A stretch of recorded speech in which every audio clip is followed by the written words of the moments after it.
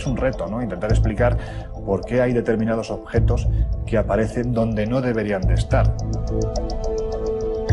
Cuando empiezan a aparecer las mismas piezas en otras partes del mundo, pues yo creo que ya deberían ser objeto de estudio. Todas esas cosas nos hacen pensar que tendríamos que revisar nuestra historia, que tal vez no fuimos los primeros con un desarrollo técnico en la Tierra, o que nuestras cronologías están absolutamente desfasadas. Es importante que la revisemos. La historia se va reescribiendo por sí sola con el paso del tiempo. No podemos cubrir una verdad como esa. UPART.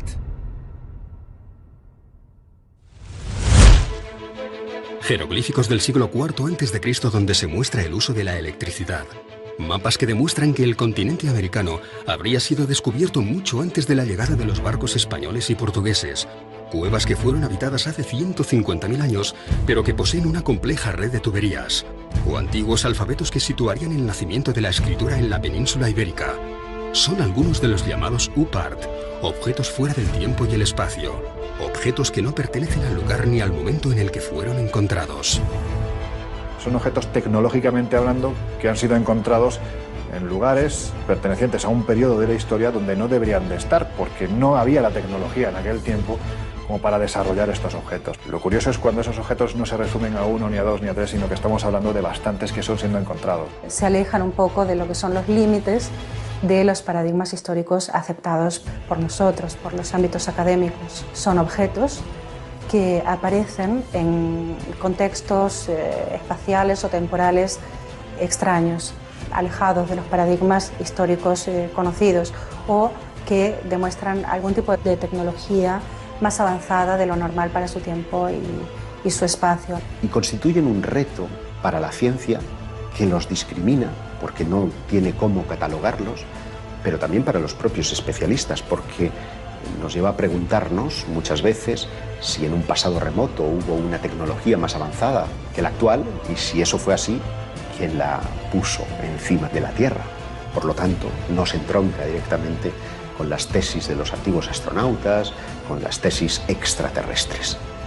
Cuando tú vas a lugares como Tiahuanaco y te plantas delante del monolito Bennett o del monolito Ponce, 7 metros de altura, es algo extraordinario, ¿no? Porque la sensación que te da al contemplar estas figuras es que no estás viendo a alguien del pasado. La sensación que te da es que estás viendo a alguien del futuro. Y eso se representó hace más de 4.000 años.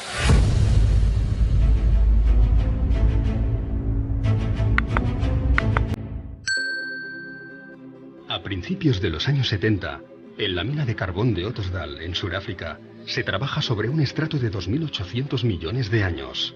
Los mineros, todos ellos locales, han encontrado unas extrañas bolitas metálicas. La roca de la que proceden corresponde a una era en la que supuestamente no existía ningún tipo de vida inteligente.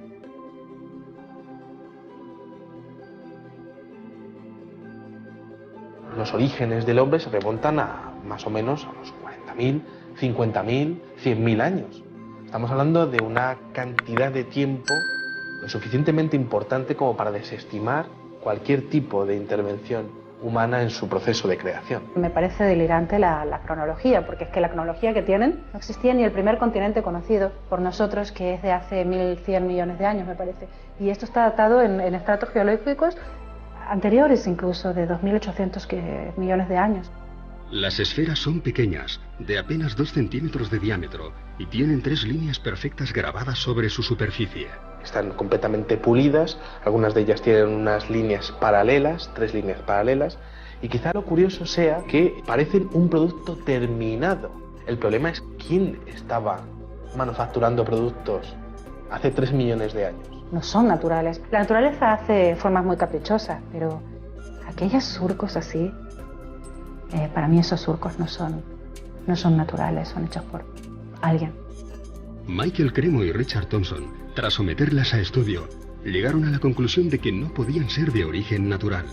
Su exterior está formado por una aleación de acero y níquel imposible de encontrar en la naturaleza. Son líneas extremadamente perfectas y su interior parece estar hueco. En el momento en que hicieron un análisis por rayos X, empezaron a encontrar con que el núcleo de las esferas tenía peso negativo. o densidad negativa. Así que eso es antimateria. Algunas de las esferas diseccionadas albergaban en su núcleo un material esponjoso desconocido que al entrar en contacto con el oxígeno se desvanecía rápidamente. Pero además tienen una marquita en su ecuador y tienen un agujero. ¿Será que fueron las semillas de vida aquí en el planeta Tierra? ¿Podrían ser las transportadoras de las semillas de vida para nuestro planeta? Se encontraron algunas moléculas orgánicas en su interior. Por tanto, podría ser una explicación de la teoría de la panspermia. Podrían haber sido depositadas aquí hace millones de años para dar lugar a toda la biodiversidad que conocemos hoy en día. El Instituto Espacial de California, tras varios análisis, declaró: el equilibrio es tan perfecto que excede nuestras actuales tecnologías de medición.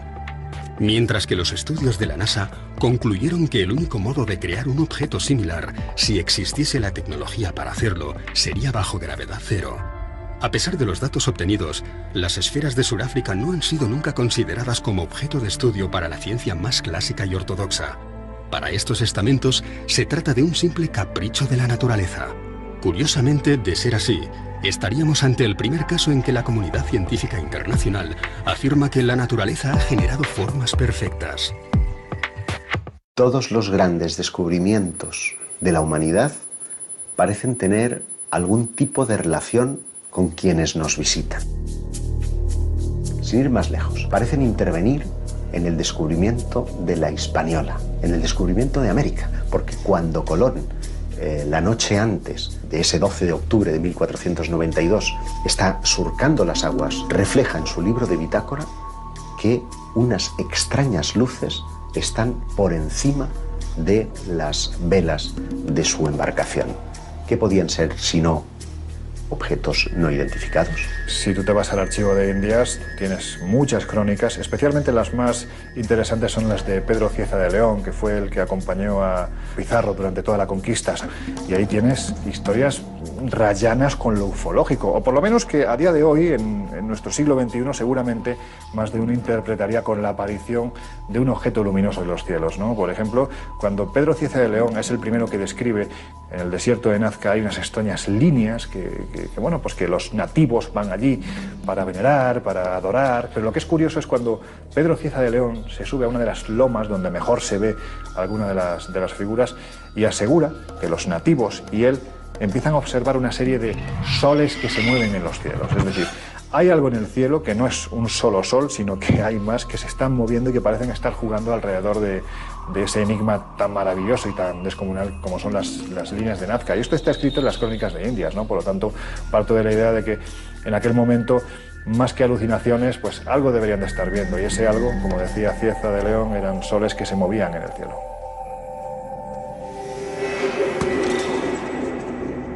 Si realmente estas luces u objetos no identificados acompañaron a los descubridores portugueses y españoles del siglo XVI, podrían estar también relacionadas con algunos de esos artefactos fuera del espacio y el tiempo que tanto intrigan a los historiadores. Es el caso del mapa de Piri Reis.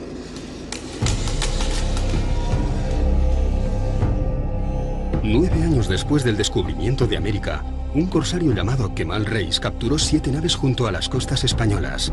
Alguno de los hombres que acompañó a Cristóbal Colón se encontraba entre los prisioneros que fueron interrogados por el pirata. Así que encomendó a su sobrino, el almirante Piri Reis, que confeccionase un mapa del mundo conocido, basándose en el relato de aquellos españoles cautivos. El resultado es un mapa pintado sobre cuero de gacela con todo tipo de detalles, dibujos y anotaciones en las que afirma haber obtenido la información de 24 mapas distintos. Uno de ellos, perteneciente a Cristóbal Colón, alguno de la época tolemaica, e incluso algunos provenientes de lo que él llamó los antiguos reyes del mar. Piri Reis afirma que sus fuentes son muy anteriores, y eso nos estaría dando unos datos que, por supuesto, romperían completamente, ¿no?, con la ortodoxia, ya no sobre los chinos o los polinesios, que sí que ya llegaron por lo menos 500 años antes que Cristóbal Colón, pero datos mucho más antiguos todavía. Pero llama mucho la atención algunos detalles que no existían en aquel entonces, o que no se habían descubierto, ¿no?, como es el tema de la Antártida, ¿no?, que hace la Antártida allí, ¿no?, en un mapa confeccionado encima de cuero de gacela, o se ven, lo más importante a veces quizás incluso son los dibujos de animales. Allí, por ejemplo, se aprecian llamas. Fueron muchos los tesoros arqueológicos que, una vez descubierto o redescubierto el Nuevo Mundo, pasaron desapercibidos para aquellos navegantes portugueses y españoles del siglo XVI. Algunos, como las llamadas piedras de Ica, mantuvieron ocultos sus secretos hasta nuestros días, como si estos Supart tuviesen la extraña manía de dinamitar todas las cronologías de la historia del ser humano, como si estuvieran allí con la clara intención de hacernos dudar.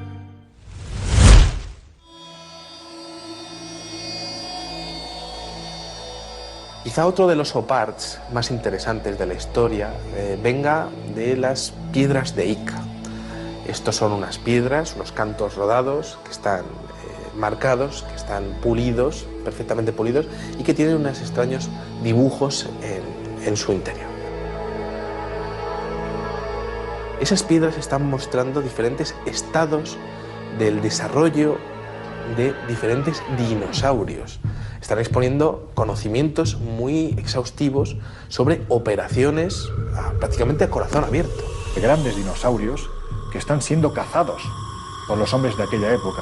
Triceratops o plesiosaurios en esas piedras. Entonces, ¿cómo conocían la existencia de esos monstruos si es que no los habían visto en algún momento, ¿no? Están mostrando a una auténtica batalla entre seres humanos y dinosaurios, algo que es imposible de pensar para la ciencia actual. La historia que se cuenta en esas piedras de Ica es prácticamente ciencia ficción. Fueron descubiertas en Perú en 1966 por el Dr. Cabrera, hombre de ciencias que rápidamente se percató de que las escenas que contenían no podían haber sido descritas por una cultura anterior al descubrimiento. ¿Qué hace una máquina propia de la revolución industrial en un barco anterior a nuestra era? Todo parece indicar que nuestros antepasados poseían un grado de conocimientos mucho más elevados de lo que podamos imaginar. Y siendo así, ¿quién puso en sus manos conocimientos del futuro? Para algunos, una inteligencia no terrestre pudo haberlos instruido. Para otros, deberíamos contemplar la posibilidad real de que pronto realizaremos viajes en el tiempo. Y para la mayoría, nos encontramos ante muchos interrogantes que simplemente no tienen explicación. 2 minutes, 10 seconds and counting. Oxidizer tanks from the second and third stages now have pressurized. T-minus 1 minute, 35 seconds. The third stage completely pressurized. Cuando aterrizamos sobre la Luna, yo estaba aquí en España en el 69. Creo que todos nosotros pensábamos, ¿y si encuentran algo en la Luna? No tiene por qué ser un platillo volador. Todo lo que necesitaban encontrar era un arañazo que fuera artificial. Solo una marca que fuese artificial. No debería estar ahí. Eso cambiaría por completo lo que sabemos sobre nosotros y sobre el universo. La idea de que podamos encontrar uno de estos arañazos, no solo sobre una piedra terrestre, sino sobre alguno de los cuerpos celestes a los que poco a poco vamos acercándonos, es lo suficientemente inquietante como para que incluso la Asamblea General de las Naciones Unidas haya llegado a contemplarla. En 1992, el profesor Richard Hoagland expuso para la Asamblea todos los datos conocidos hasta el momento acerca de los restos arqueológicos con los que ya se habían topado algunas de nuestras sondas espaciales. Hoagland fue compañero de la universidad del famoso astrofísico Carl Sagan. Trabajó como consultor para la NASA y para la cadena de televisión CBS, acompañando todas las grandes misiones espaciales, como la Mariner, la Voyager o la Pioneer.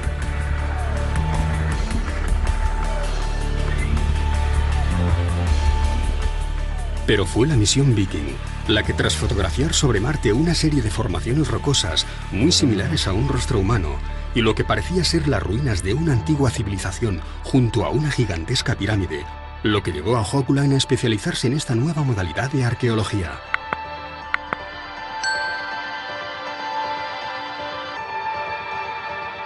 Y en un seguimiento de aquello que encontró en Marte acerca de una posible civilización avanzada varios millones de años atrás que podrían tener relación con nosotros. Ellos mismos podrían ser humanos. Que esa civilización haya dejado marcas en otros puntos del sistema solar. Le pareció interesante el hecho de que la NASA y la ESA mostraran gran interés en el estudio de un determinado asteroide alrededor de Marte. El asteroide Heinz, que tiene una forma similar a la de un diamante y que, por todas sus características y el hecho de parecer hueco y que, según las pruebas de resonancia, podría tener unos corredores por el medio, en fin, según la fisonomía de aquel objeto, podría ser artificial. ¿Y por qué este interés tan grande en estudiar diferentes? ¿Por qué ese interés por estudiar desde diferentes puntos de vista este pequeño asteroide? Siguiendo la hipótesis de que podría ser artificial, podría haber sido una estación espacial que estuviera allí como una ruina ambulante, aún en los tiempos de hoy, muy destruida pero aún a la deriva, a la espera de que alguien la encuentre. Si queremos, ya la encontró la NASA. Nosotros somos una partícula apenas en el universo, así que sería muy antropocentrista, ¿no? O antropocéntrico pensar que no hay nada más allá. De momento no hay pruebas contundentes de estructuras, sí de vida en otros planetas, pero no me extrañaría nada porque yo estoy convencida de que no estamos solos en el universo. Siguiendo esa óptica y fue intentando investigar. Siguiendo con esta óptica, fue investigando en otras partes del sistema solar. ¿Qué más podría parecer artificial? Y se dio de bruces con Iapetus. Iapetus es una luna de Saturno. Tiene una columna en su ecuador que sugiere que dos partes se ensamblaron. Visto en perspectiva, se distingue que la luna no es totalmente redonda. Tiene aristas. ¿Cómo es que un satélite natural tiene aristas? Por otro lado, tiene una serie de pequeñas semejanzas con una estructura que estuviera cediendo. Buscó ejemplos de otras estructuras hexagonales para dar a entender que aquello efectivamente podría ser artificial, haber sido construido desde dentro con diferentes hexágonos, formando una estructura que habría ido cediendo a lo largo de millares y millares y millares de años. Es gracioso también su parecido con la llamada Estrella de la Muerte de George Lucas, de la película La Guerra de las Galaxias. Y él cuestiona, ¿qué sabía George Lucas que nosotros no sabemos? Levanta varias hipótesis. Aquello podría ser una base científica, podría ser un hotel. Él lo llama Luna con vistas. Un lugar único en el sistema solar, con vistas al gran planeta Saturno. Algo espectacular.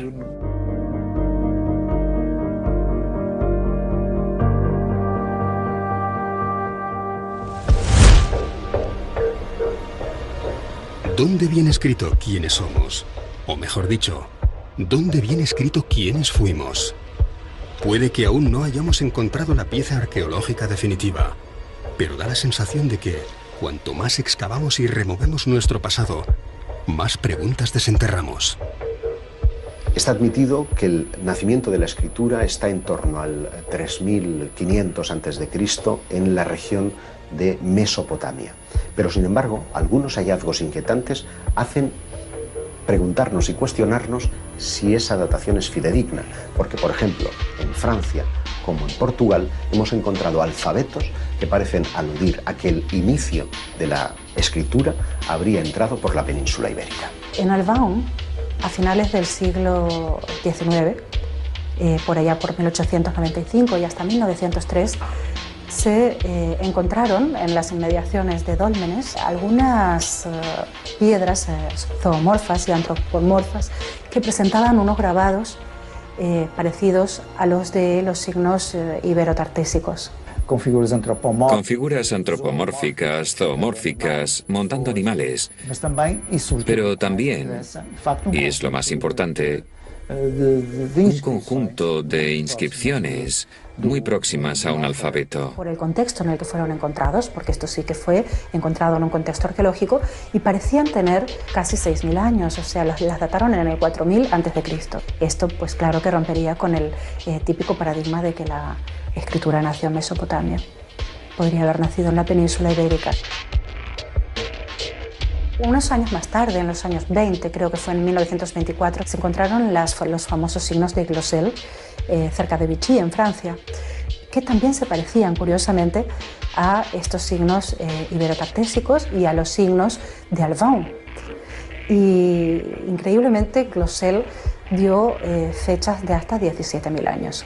A mí me parece curioso constatar cómo Albao, al extremo de una línea imaginaria, hasta Glosel, está situado en Francia, pero en los Pirineos, es el punto de partida y de final de una línea que tiene dos relaciones claras. Una con los megalíticos. En toda esa línea vamos a encontrar dólmenes y menires como si fueran mojones que van marcando una ruta específica. Una ruta, y es curioso, que tiene que ver con los objetos volantes no identificados.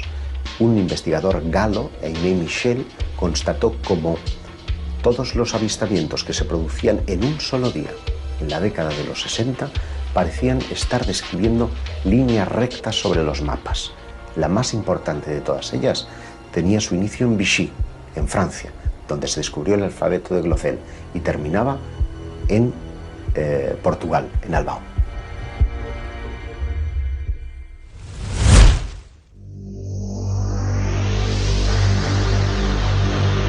Uno de los oparts más interesantes es un tornillo que encontraron en una región de Rusia. Encontraron unas piedras que tenían 300 millones de años.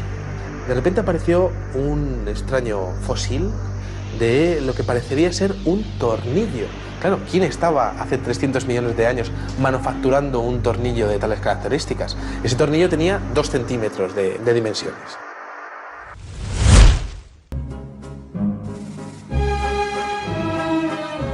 Ninguno de estos objetos debería estar donde fue encontrado. Viajes en el tiempo, civilizaciones perdidas hace millones de años o restos de algún tipo de visita proveniente de otro planeta muy similar al nuestro.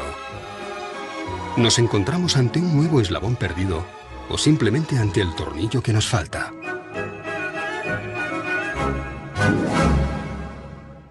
Si tú coges un metro, por ejemplo, como medida, y pones aquí al principio del metro 200.000 años, 200.000 que es nada, y pones aquí el año 2013 que estamos, hemos tenido en nuestra historia, creo, no sé si son 17 o 19 civilizaciones, fenicias, faraónicas, romanas, griegas, españolas, etcétera, etcétera. En los últimos 5.000 años, a esta escala de un metro, 200.000, y nosotros, las 17 o 19 civilizaciones que conocemos entran en 3 milímetros.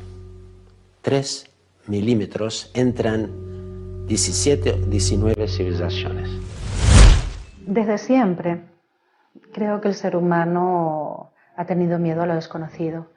Ha tenido temor a los cambios, a la evolución de sus creencias. Por lo tanto, yo creo que no es nada raro que ante la aparición de un OPART sientan este miedo, porque esto podría traspasar los límites de los paradigmas históricos que eran aceptados hasta entonces. Si encontramos un artefacto que pueda probar, ¿quién sabe que ha habido visitas extraterrestres? La gran pregunta es ¿cómo y quién se va a hacer cargo de ello? Entonces es incómodo para la ciencia, pero es incómodo también para los especialistas más heterodoxos.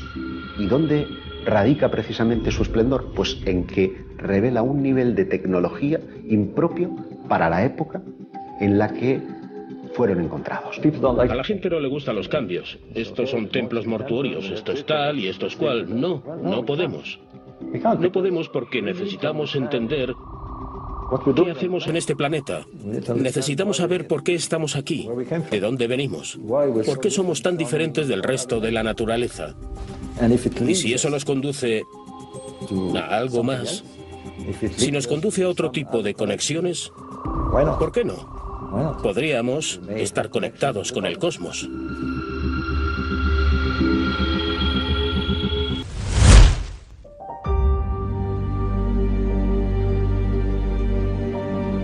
En 1995, un equipo ruso hace un sorprendente hallazgo. Una enorme losa de piedra que parece mostrar un mapa tridimensional de los montes Urales. Un profesor llamado Chuprov ha oído hablar de unas estelas que muestran mapas de la antigüedad.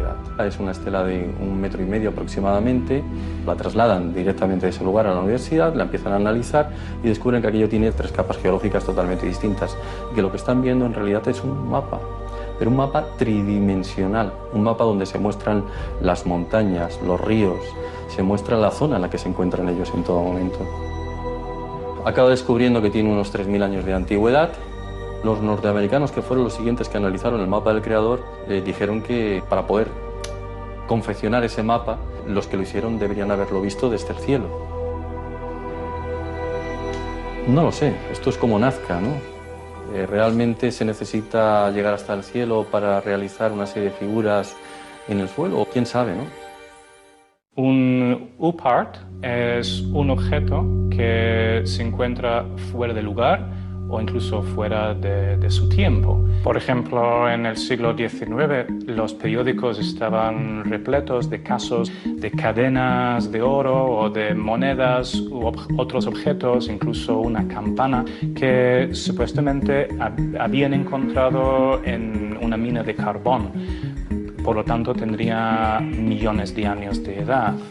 Se publicó un libro que se llamaba Forbidden Archaeology, donde se recogen casos de UPARTs, no solo de objetos artificiales que muestran algún tipo de inteligencia avanzada, sino también de herramientas prehistóricas encontradas en estratos en la Tierra donde no deberían estar.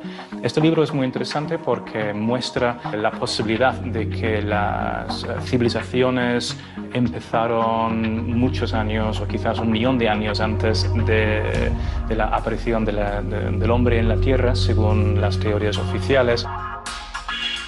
Uno de los casos recogidos en el libro de la arqueología prohibida es el de una pequeña lente de vidrio extraída por los arqueólogos en Egipto.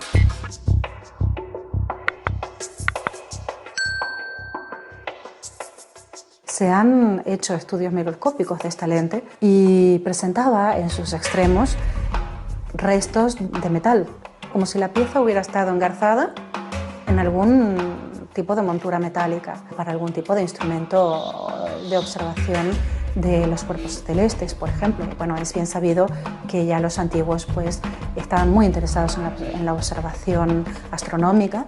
Prácticamente casi todos los aspectos de su vida se regían en torno a estos conocimientos. A mí no me extrañaría nada que hubieran creado algún tipo de mecanismo para una mejor observación del cosmos. El problema es que parece ser que para conseguir este material se necesitaba un punto de fusión que en el momento no se podía conseguir. El punto de fusión necesario para crear una de estas lentes solo podría obtenerse con la ayuda de la electricidad. Pero como sabemos, los egipcios no conocían la electricidad.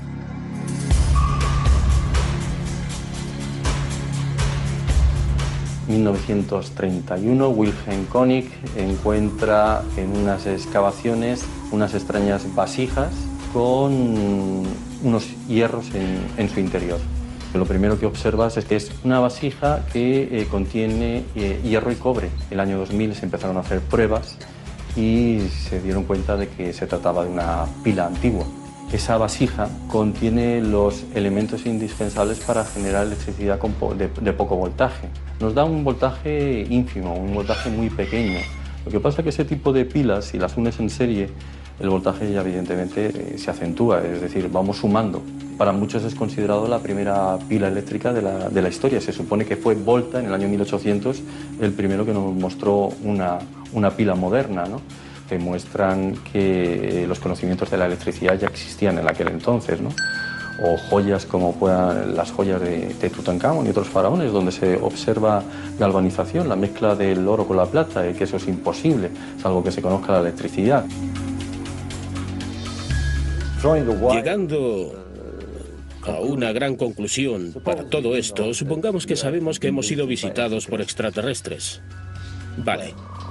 ¿Se va a caer el cielo sobre nuestras cabezas? No. Intentaremos seguir investigando quiénes fueron. Para mí es algo maravilloso. No estamos solos.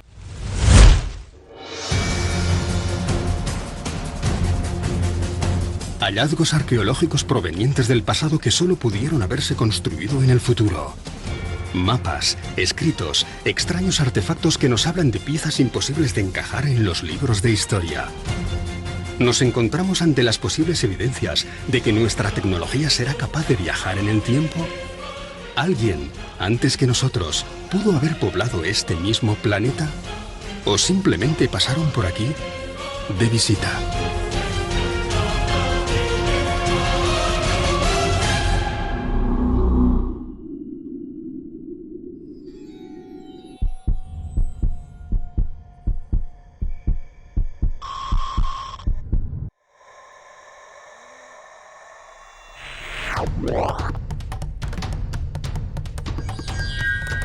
Okay, engine stop.